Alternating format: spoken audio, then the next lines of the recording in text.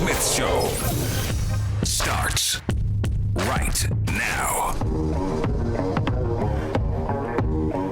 Could you ever picture Tom Brady in another uniform? Could you picture him outside of New England? Because I got to be honest, I can. And I'm going to give you three teams that we should at least consider if Tommy ever leaves New England. It's the Stephen A. Smith Show on ESPN Radio, the ESPN app, Sirius XM Channel 80, and on ESPN News.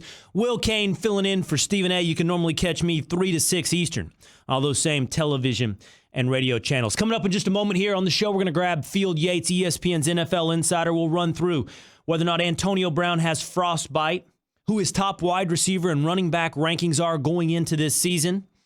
And I'm going to run this by him as well. Could you ever picture Tom Brady in a uniform besides the New England Patriots? Reports are that Tom Brady and Gisele Bündchen have listed their home in Massachusetts for sale at $39.5 million. Now, if this home sells, the closest abode, residence, shack they will have would be somewhere in upstate New York, 3 hours away from Gillette. Brady has a home in New York City. There's also reports that he's looking in Greenwich, Connecticut, which, for those of you that are unfamiliar with the Northeast and this corridor that we all live between Bristol, Connecticut, and New York City, is much closer to New York than it is Boston.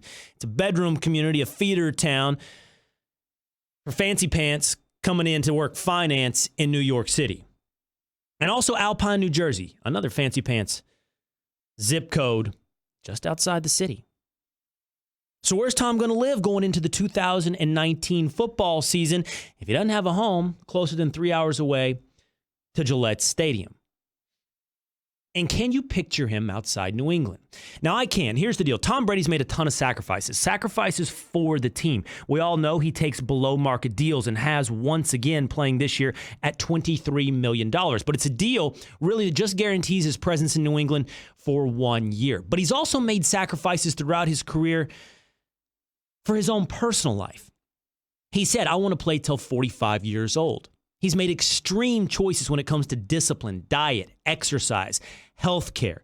Tom Brady has made it clear that while he is willing to do things for the New England Patriots, he seems to have some individual goals that might extend beyond their cold-blooded interest in him as their franchise quarterback. The long and short of it is, when somebody is that dedicated to their craft, when somebody is that dedicated to killing actuarial tables, that dedicated to making sure they themselves, they as an individual, are a peak performer, you're damn right I can picture him wanting to play beyond his devotion to one uniform, one owner, or one coach. And if I were forced to look outside New England, there are 3 places that I would at least consider. The least likely has to be the New York Giants. But what is going on, man? He's buying homes all around the tri-state area. I mean, I don't understand. Greenwich, New York City, Alpine. I mean, why do you need 2, potentially 3 homes in this area?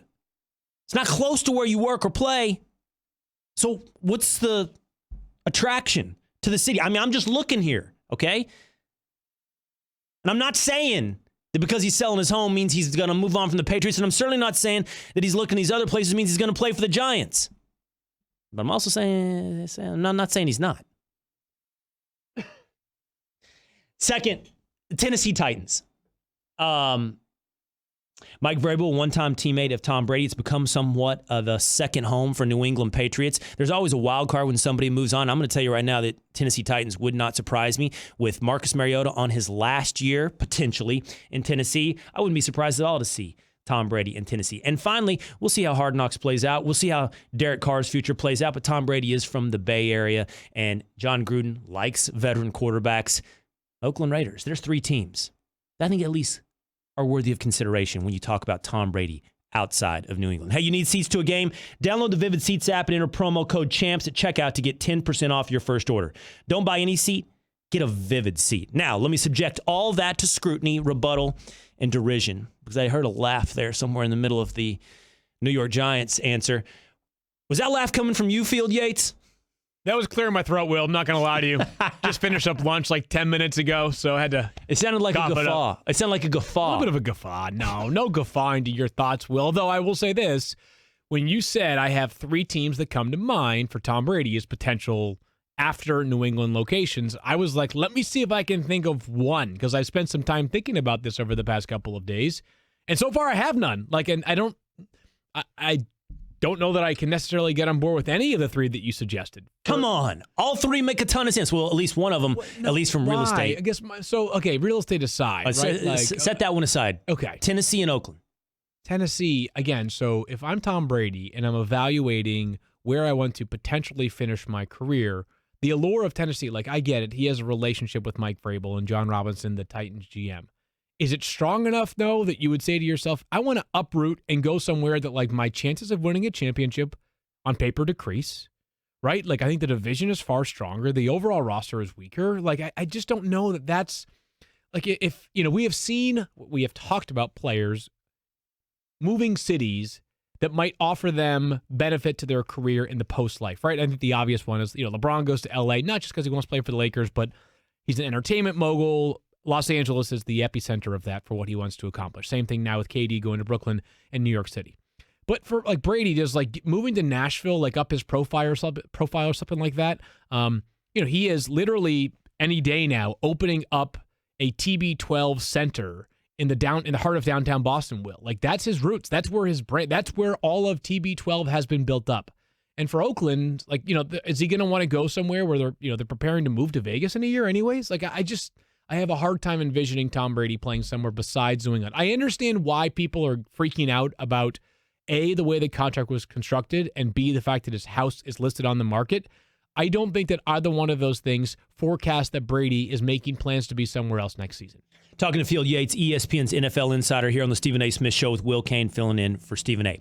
So let me say a couple of things, but I'm not suggesting that Tom Brady's going to pick any of these locations over New England. I'm also not saying that he's going to end up playing for any of these 3. But what I am saying is that if there is a situation where Tom Brady wants to continue to play in the NFL beyond his connection, his commitment, his desire, and more importantly than any of those words I just chose, his desirability to New England, these are 3 locations that I would choose. See, the thing is, Field, I think you just analyzed Tom Brady as though he was still 27. I think you still analyzed him as though there'd be 32 teams all vying for his services. And the only thing he'd have to ask himself is, which one of these places is better than New England? That's not the situation I think that we're in. I think what I am presuming is actually New England walking away from him or insulting him with the next offer than him going, yeah, Nashville's better than New England. No, what I'm talking about is Tom seeing his NFL productivity extending further than the Patriots do.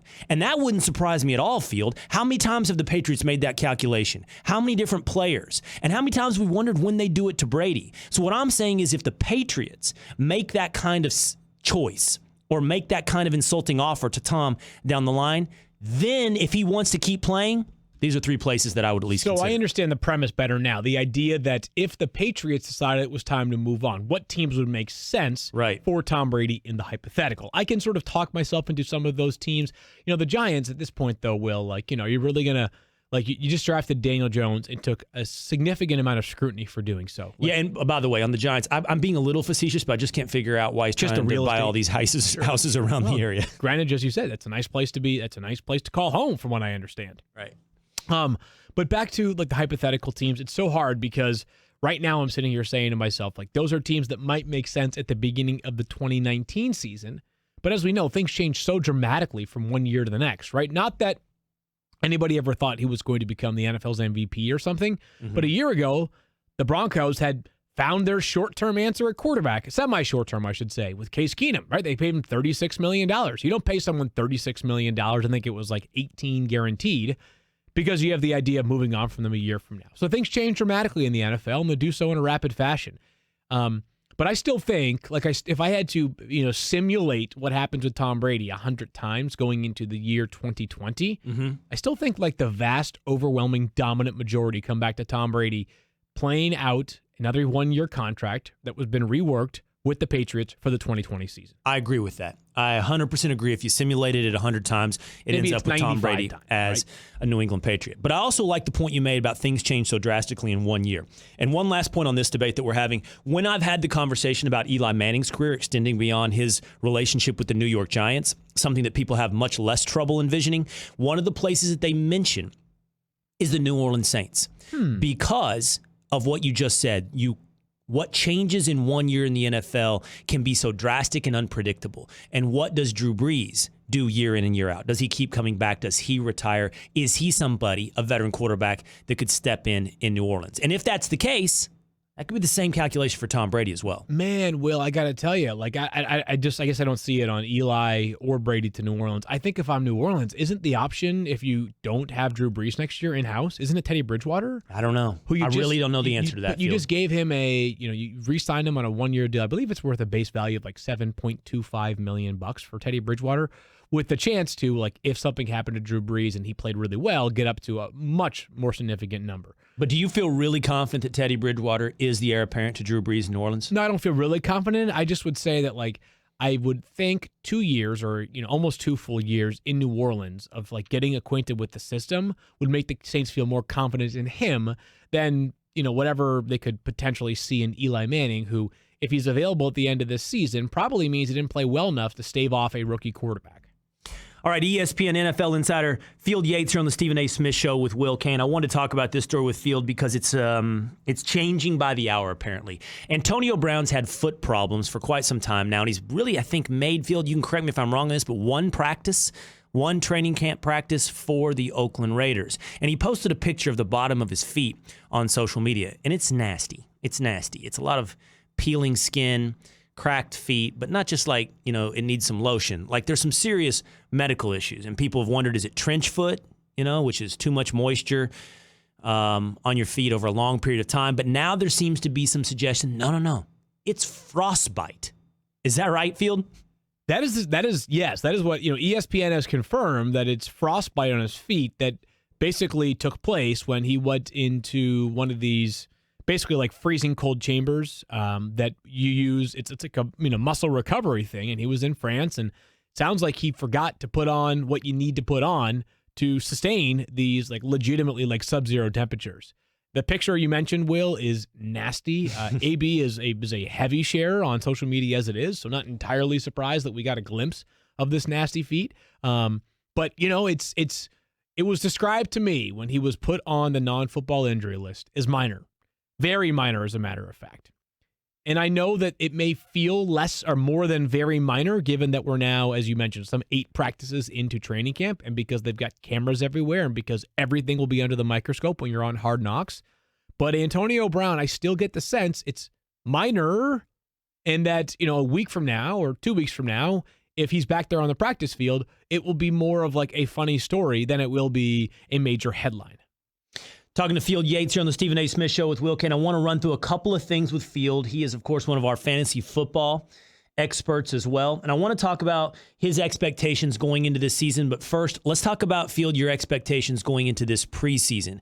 We're starting here tomorrow night. One of the games is the Los Angeles Chargers against the Arizona Cardinals. And I know this game features one of your most interesting players going into 2019. Yeah, it's got to be Kyler Murray. I mean, I think I'm not trying to be so simplistic in that you take the number 1 pick in the draft and say that's the most surprising or most notable player going into the year, Will, but think about what precedent he has to set. I mean, drafted in, number 1 overall, and there had been, I think it was like 1962 was the last time a quarterback of his stature was drafted in the first round, but never number 1 overall. So obviously there's intrigue in terms of him busting the physical mold. Plus, he's one of the most dynamic college football players we have seen in some time. He and Deshaun Watson are the only players to ever throw for 4,000 yards and rush for another 1,000 yards at the Division I level in the history of the sport. He has a chance to be everything that Arizona has been desperate for since Carson Palmer sort of fell off from where he was at the apex of his Cardinals tenure.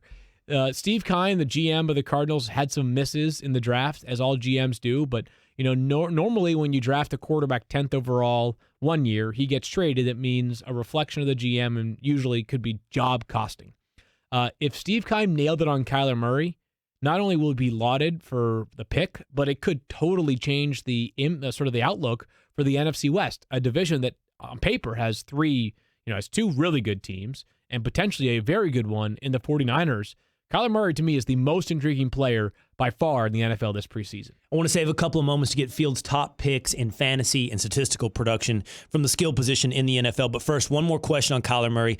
Hey, man, how different do you think Arizona's offense is going to look? And when I say different, not from who they were a year ago, but from the NFL as it is. Like, what are Cliff Kingsbury and Kyler Murray going to do that is revolutionary? Is it going to be something that blows our minds? Is it going to be something that looks like college? Or is it going to kind of, adhere to pro style, pro expectations? Is it going to be that different? What I would say, Will, is that it may not be revolutionary in the sense we haven't seen stuff before, but it may be something we haven't seen as much of in a while. A lot of 10 personnel, 1 back and 4 wide receivers on the field with no tight ends, which certainly has existed in all levels of football for quite some time. We see it much more in college. So to your point, yes, it has a chance to look much more like Oklahoma's offense than it does the 2018 Cardinals offense, which was miserable and barely watchable and actually not watchable in most weeks. But I think you've got a team that clearly has an emphasis on athletic ability and playmakers in space. In that regard, I think that the foundation of the team has been laid. I have question marks about the offensive line, but if Kyler hits, it's going to be able to just mask so much of what did not work for the offensive line last year. And while it might have 4 receivers on the field, what I've read, reports are, it's going to be very running back dependent, very run heavy. Very David Johnson's got a chance to be a fantasy superstar. So there we go. I've got like less than a minute left with you here. So let's just do those 3 positions. Running back. Everybody has Saquon as their top performer this year. So after Saquon, who do you have? Is it Zeke and then what? If Zeke shows up, it is Zeke, Alvin Kamara, and Christian McCaffrey. You could interchange those guys however you like them. Those are the 4 best players in fantasy football. Okay, and your most interesting, your top wide receiver this year? Devontae Adams, 3 straight years of 10 or more receiving touchdowns, followed by DeAndre Hopkins. Excellent. Devontae Adams number receiver. 1 above Jones and Hopkins and Brown. Really? Number 1 last year until the last week. Yeah, he's awesome. All right, and then finally, quarterback besides Patrick Mahomes. I'll go with Deshaun Watson, but there is such good depth that you can make a case for Andrew Luck if he's healthy. But Deshaun Watson, to me, feels like the next man up. All right, really good stuff. ESPN's NFL insider, Field Yates, here on the Stephen A. Smith Show with Will Cain. Thanks, Field. Thanks, bud. All right, so this contract dispute between the Dallas Cowboys and Ezekiel Elliott and the Los Angeles Chargers and Melvin Gordon is showing something that I've talked about for quite some time. What we're seeing play out in real time is a market correction at the running back position. I'll lay it out for you coming up here on the Stephen A. Smith Show with Will Cain. Hey, when you're hiring, you don't want to waste time sorting through dozens of irrelevant resumes. You want an efficient way to get a short list of qualified candidates. That's why you need Indeed.com. Post a job in minutes, set up screener questions based on your job requirements, then zero in on qualified candidates using an intuitive online dashboard. Discover why 3 million businesses use Indeed for hiring. Post a job today at Indeed.com/hire. Search for greatness. Search for Indeed. Mamas, don't let your babies grow up to be running backs. Next on the Stephen A. Smith Show with Will Cain.